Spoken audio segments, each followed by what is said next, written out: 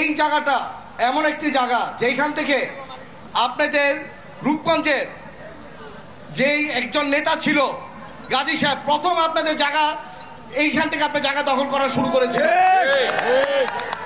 আপনাদের অনেকের বাপদাদার ভিটা আজকে নেই, কারণ কি সে তার নগরী বানিয়েছে এইখানে, অবৈধভাবে জায়গা দখল করেছে, অবৈধভাবে আপনারা ঘুমাইছিলেন, ঘুমের ভিতর উঠে আপনারা দেখেছেন আপনাদের বাড়িঘর ভরে গেছে বালিতে।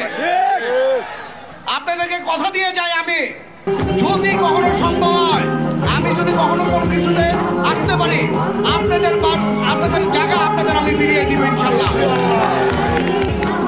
আজকে এখানে কিছু কথা বললে নাই, সেটা হলো আমাদের আজকে দেশনায়ক তারেক রহমান সাহেব এমন একটা মানুষ যে সংস্কৃতিকে বাঁচায় রাখার জন্য আপনারা গত আমলে দেখেছেন ইন্ডিয়ান যত নায়ক সিঙ্গার আছে তাদের এনে গান বাজনা করিয়েছে, আপনারা অনেক সময় দেখেছেন।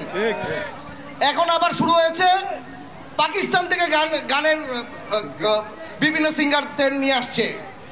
আমাদের দেশনায়ক তারেক রহমান বাংলাদেশের সংস্কৃতি ঠিক রাখার জন্য আজকে বিশাল বড় একটা অনুষ্ঠান করেছে যে মানিক মিয়া এভিনিউতে, তাতেই প্রমাণ করা যায় যে সংস্কৃতিকে বাঁচানোর জন্য তারেক রহমান আমাদের দল কতটুকু আগ্রহ প্রকাশ করে।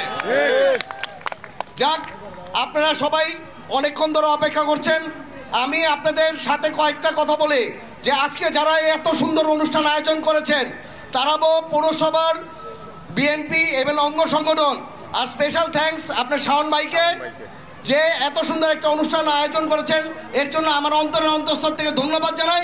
আমি রূপগঞ্জবাসীর পক্ষ থেকে ধন্যবাদ জানাই যে আপনারা দেখিয়ে দিচ্ছেন তারাবো বিএনপির ঘাটে, বিএনপি ছাড়া তারাবো তার কোনো কিছু থাকবে না ইনশাল্লাহ।